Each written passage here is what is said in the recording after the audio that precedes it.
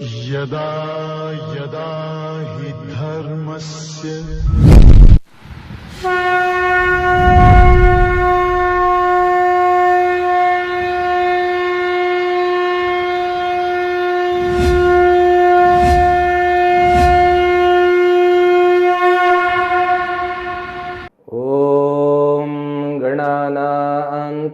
गणपतिगुं हवामहे कविं कवीनामुपमश्रवस्तमं ज्येष्ठराजं ब्रह्मणां ब्रह्मणस्पत आनशृण्वन्नोतिभिः सीदसादनम् ॐ श्रीमहागणाधिपतये नमो नमः।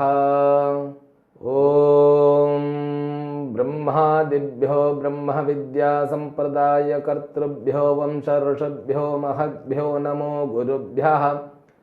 सर्वोप्लवरहितप्रज्ञानघनप्रत्यगर्थो ब्रह्माहमस्मि सोऽहमस्मि ब्रह्माहमस्मि।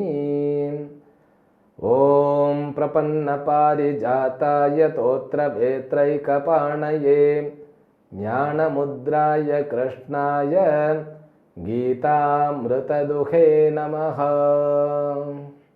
My best wishes and blessings to all the viewers, and my prayer to the Almighty Venkatachalapati to bestow all kinds of prosperity, good health and wealth and eternal happiness to entire your family members and you and your friends.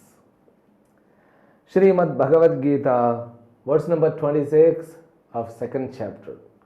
Shri Bhagavan Uvacha Atha Chainam Nitya Jatam Nityam Va Manyase Mrutam Tatha Pitvam Mahabaho Naivam Shochitam Arhasi. Life is endowed with coffee psychology. Do you know what the coffee psychology is? When you have a first sip of a drop of a coffee, what the experience that we have, that bitterness, and you said, what? Ew, this is something different taste. As day grows and month grows, then you become habitual, finally you become addicted to that coffee. In the same way, when first time your parent, especially your father, comes to your ear and says, Raghav, Raghav, Raghav, and you will be blinking because something strange is heard. Then so many things, so many materials, so many people, so many knowledge around, everything was introduced. And you were introduced your name, you were not confused. When you were introduced so-and-so son-like, you were not confused. And you were not confused with all the character which you were playing without beginning the consciousness enough to realize that you are an individual. Because up to 4th or 5-year-old, you may not have that I am an individual, I should take care of myself. That notion of taking care of myself, it begins slowly. When it begins, a fear also gets into our psychological system. There is a fear already, but that fear gets a complete form. Now Arjuna, when Krishna told, you are nothing but inconceivable, inexpressible, unnameable Atma, and all-pervasive one. Immediately, it was amazing, at the same time shocking too. Because Arjuna had amazed by having the experience in the first time in his life. And he was shocked too. And also seeing the Krishna, he became more amazed because never ever Krishna spoke like this. He felt himself as a strange person. Just he was looking and blinking. Blinking the eyes, because what Krishna says is entirely new. And we are also blinking the eyes when it is said that you are a deathless person. Oh, am I a deathless person? Maybe. So what? Why so what? I am a deathless person, but I am also going to leave my body. So what? And what the benefit I will get out of this knowledge? And there are people, they won't accept the conclusion of the Shastra. There is an Atma which gives space for all elemental world. They don't accept. They say that this body has the consciousness. Of course, we are accepting it. But that consciousness, you don't say that consciousness is the cause of this body. No, I cannot accept. I am a samsari, I am a body fellow, I am nothing but the sharira. This dehoham buddhi never leaves us after even studying. This is like, when you look at the sky, if I ask you what is the color of the sky, immediately you will say that blue in color, sir. Oh, of course, very good. But science says there is no color for the sky. Science says because of the dust, it reflects the sun rays, it appears as though blue, sometimes orange, sometimes yellow, and sometimes rainbows. Once you come to know that the reality, the sky doesn't have color, your buddhi will say there is no color, but your mind and eyes will confirm it is in blue color. In the same way, when Shastra says you are deathless, birthless, and you are modificationless, vikara rahitaha, your buddhi may accept, but your mind still won't accept it. In that buddhi too, there is one portion called which is endowed with logical approachment. It will be keep on bugging your mind, Arjuna's mind also. In the same way, it was not able to digest the knowledge which was unfolded by Krishna. Now that is important. Any knowledge, it has to be digested. What do I mean by digesting? Digestion means you need to be endowed with that knowledge. It will take its own time to get, identified. Not for all, okay? Not for all. If you are a proper adhikari means a proper qualified one for Vedanta. So in the first shot itself, you will be settled as Atma, Aham Brahmasmi. That's very difficult, very rare. But here, Arjuna, who had already confused, who is endowed with a fluctuated mind, for him it was a little bit difficult to digest immediately. If it would have been in the courtyard or somewhere else, or in somewhere any other occasion, it would have been okay for Arjuna. But here it is in the battlefield and he wants to escape, he wants to run away, desperately he wants to run away from the battlefield. Though he has surrendered Lord Krishna, he was not ready completely to accept the knowledge which was unfolded by Lord.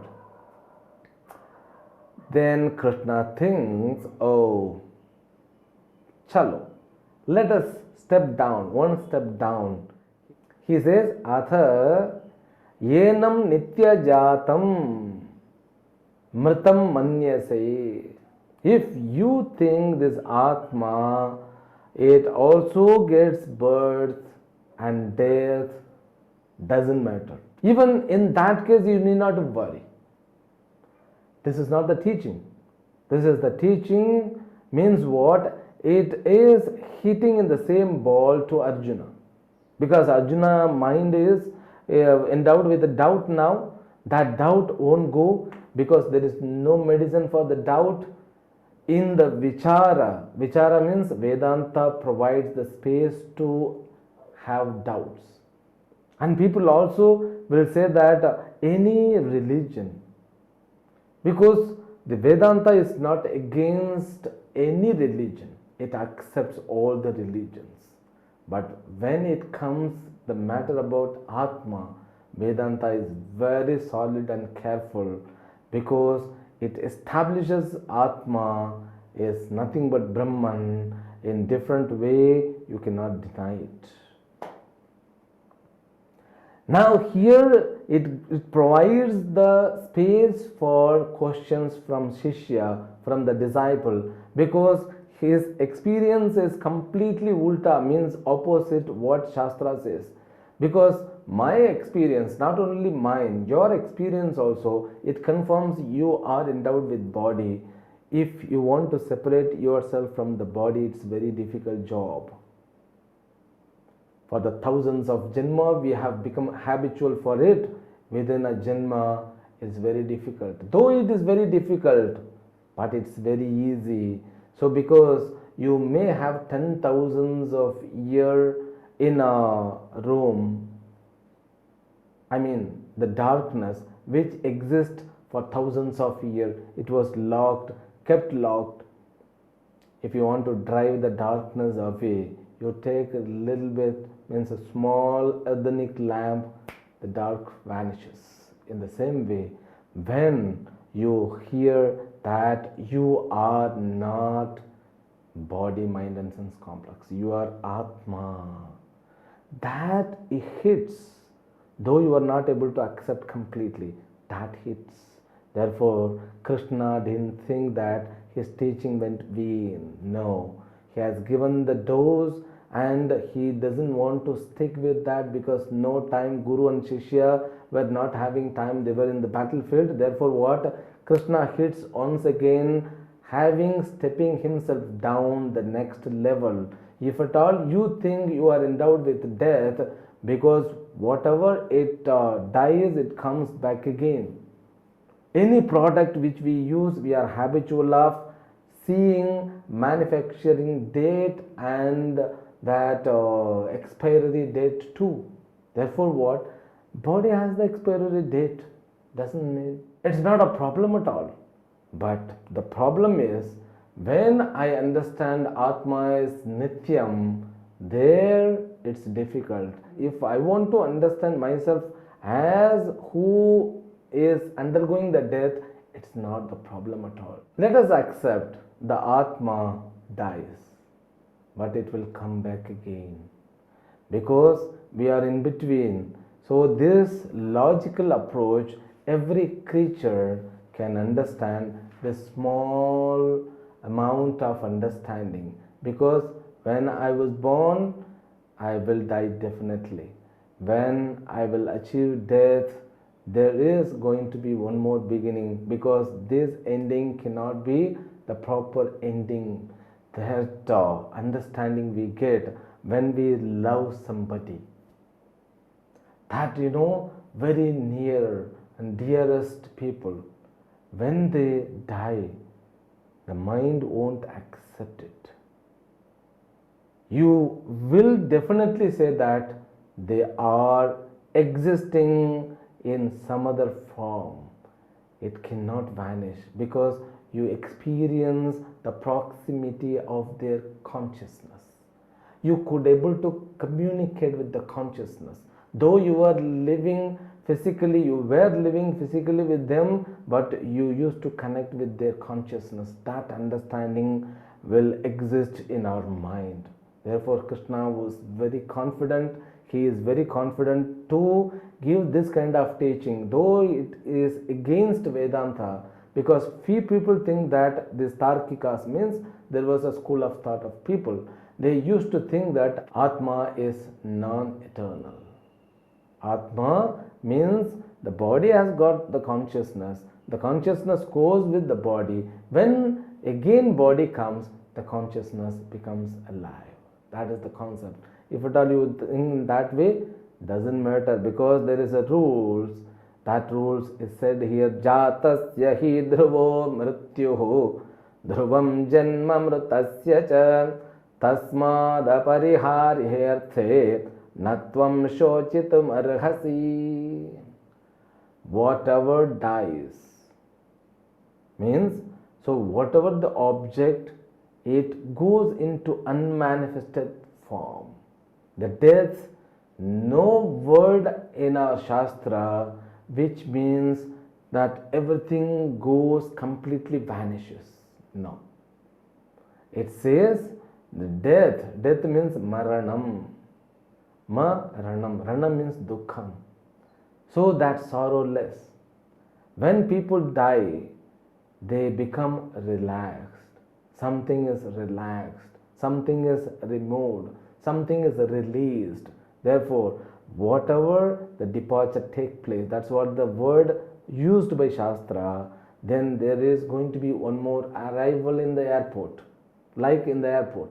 When you go to the airport, there is a way to arrival part and way for departure. In the same way, the life has got both departure and arrival. Now, arrival has taken place. Again, the departure, we are waiting for the departure. After that, we should wait for arrival. Jatasya hi dhruvoh mrityuhu. Certainly, there is going to be death once you are born. And the same way, so again, when you are achieving death, again you will come back as a birth. You will be born again. Tasmad apariharye arthe natum shochitum arhasi. In that case, even you need not to worry. That's what Krishna's solid message by this two verses. The next verse. Avyaktadini bhutani vyaktamadhyani bharata avyakta nidhanan yeva tatra ka paridevana. Now Krishna uses a different language. Okay, this language from the aspects of creation, because we believe there is a creation. Yes, I am alive, therefore there should be the creation. Therefore we fix so many theory on the creations. Some people say that Big Bang theory is the theory. Some people said that evolution happened from monkey, slowly we came like. And some people say that it is like different particles and it accumulated so many concepts. And Upanishad also talks about the creation, but in different way. It says that creation means what? This is in your experience, you become manifested when you wake up. Then you go into unmanifested when you sleep. Manifestation, unmanifestation. Now, manifestation is called Vyaktaha, the stage which has Nama Rupa. Coming into being means what? Coming into Nama and Rupa.